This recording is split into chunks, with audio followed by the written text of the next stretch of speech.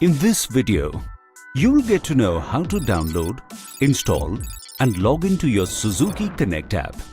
The first step is to search and download the Suzuki Connect app from the App Store of your phone. That is Google Play or the Apple App Store, depending on the phone you are using. After downloading, you need to sign up first, even if you have been using Suzuki Connect from Nexa app. This will initiate the syncing of the app with the Suzuki Connect device installed in your car. As you click on the Sign Up button, you are directed to the Login screen.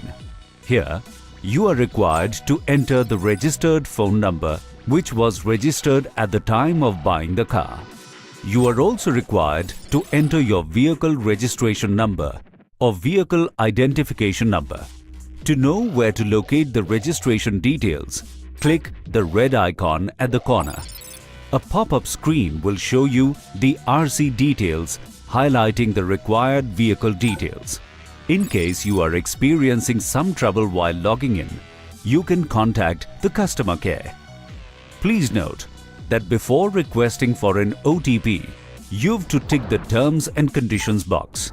After you receive the OTP, you are required to create a password and submit the same to register yourself for using the app. After successful registration, you are ready to log in and start experiencing the app right away.